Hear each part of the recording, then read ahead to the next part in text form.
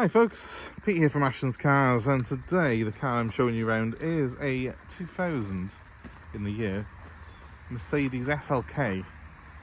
This is the SLK 320 model, which has got a 3.2 litre V6 petrol engine. It develops about 215 horsepower. That might not sound a lot if you compare it to some of the modern hot hatchbacks, but actually this car is very light. It's a two-seater, short, small body, and that V6 packs a mighty punch. Loads and loads of torque low down in the rev range. So it's a very, very keen drive indeed, this car is. They do these cars with a 4-pot as well, and the supercharged 4-pot, in all honesty, is probably not a lot slower than this car, but that V6, you get the benefit of that beautiful sound.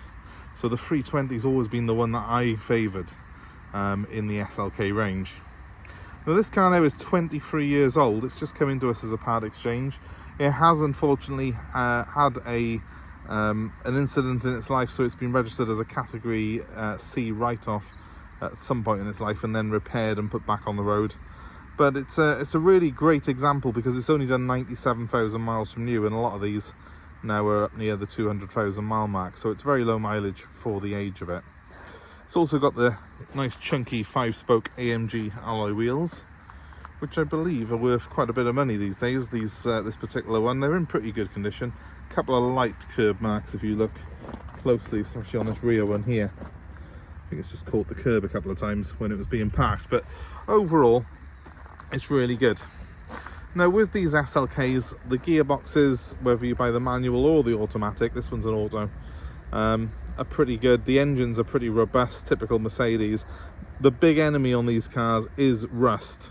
So if you're buying one of these, the first thing you need to be doing is checking the arches on them, making sure that they're solid. This one is pretty solid. There's like a little bit of rust bubbling under there if you look right underneath, but for the type of car it is and the age of it, it's pretty good indeed. So always check those wheel arches on the cars.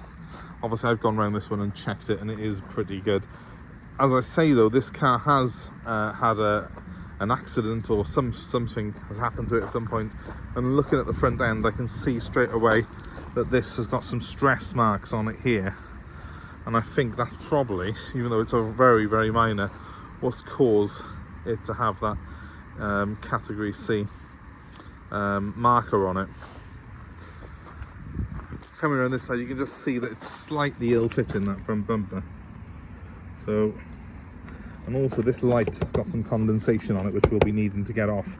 So it's not an immaculate car, this, but it's a really, I've been driving this car around for the last few days. It's a real hoot to drive. The V6 engine's fantastic.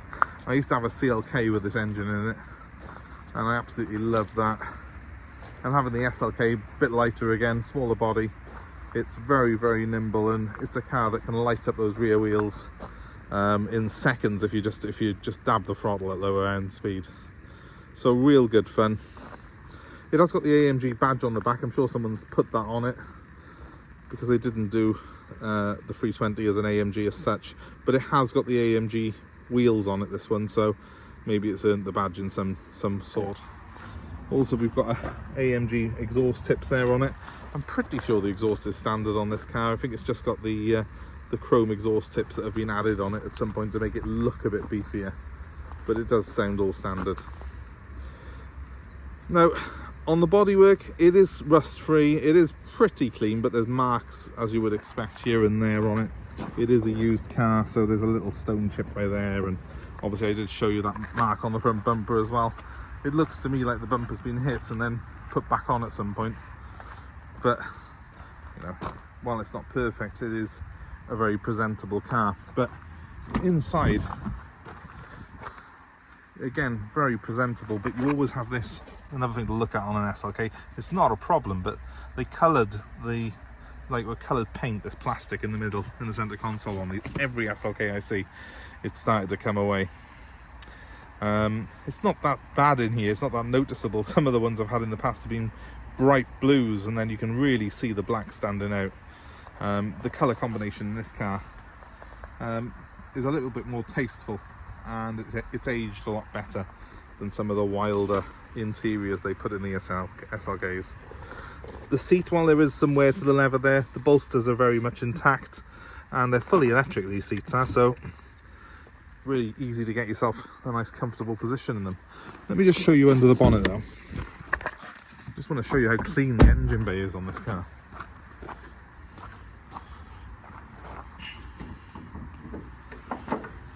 Look at that. I've not cleaned that. That's as it came into us. Really well presented engine. That beautiful big V6 really filling up that space. It sounds beautiful, and of course when you've got an open top car like this, it's all about that sound.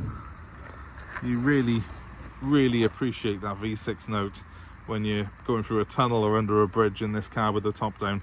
It's a beautiful sounding machine. And what I'm going to do now is start it up quickly and put the roof up, because of course this was the very first folding hard top roof. I've got it down at the minute because, well, the skies are a bit dubious, and I thought I'd better get the sequence of the roof done down first for you. But let's get the top up. Let's have a look at it then with the top up, and that gives me a good excuse to fire up that beautiful V6 engine. So I'm going to do that right now.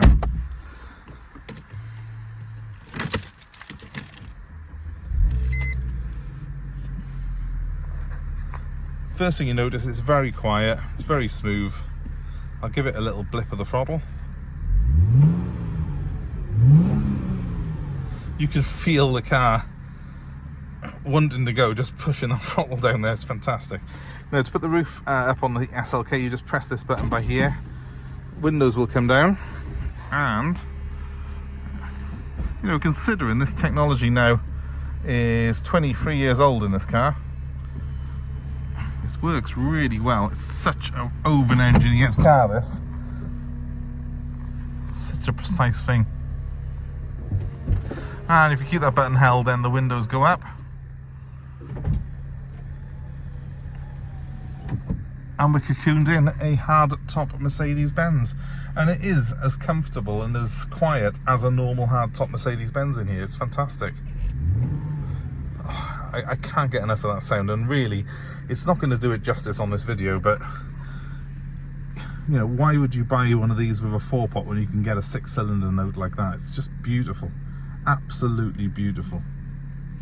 It's also got cruise control, fully working air conditioning, and the best automatic gearbox that you will get in any sports car whatsoever. Merc know how to build an auto, and the SLK is one of their best.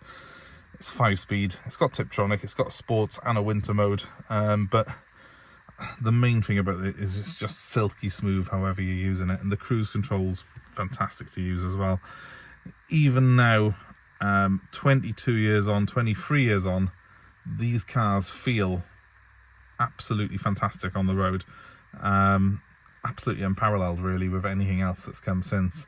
And I think this particular model of SLK, this original SLK, was so over engineered. Everything in here just feels solid and, you know, like it's gonna last an eternity.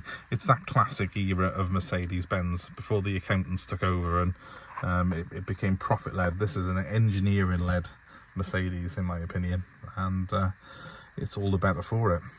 But let's have a quick look outside now. We've transformed the car, we've put the roof up. Let's see how that looks. It's an elegant design, isn't it? Roof up or down, this is a good looking car, and as I say, one of my favourite Mercedes-Benz shapes. I actually prefer this model of SLK, I think, to the ones that came later. In my opinion, you know, this was the best one they did. It's got that sort of really chunky sort of look to it. As I say, if you're looking at this particular car, yeah, okay, it's not perfect, but it's one of the finest examples I've driven in some time, and it really does sort of, the low mileage and everything else really does sort of fall in its favour. Yes, it's got a Cat C on it, but I don't really think at this age of car that's going to be too much of a sticking point for people. Most cars by the time they hit 23 years old have had some sort of paint repair on them anyway. And if this one's of interest to you, please give us a call. My number's 07932 873 646, and our SLK is available for delivery anywhere in the UK. We're also happy to take your old car as part exchange, so let us know what you got and I'll be glad to work out a price for you. That number one more time is 07932 873 646. Thanks ever so much for watching, guys.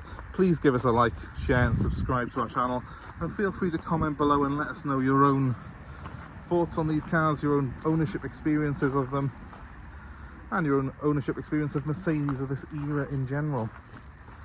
I personally love them, but just remember, if you're looking, watch out for the rot. That's your enemy. But thanks for watching, guys. Have a great day, and we hope to see you very soon.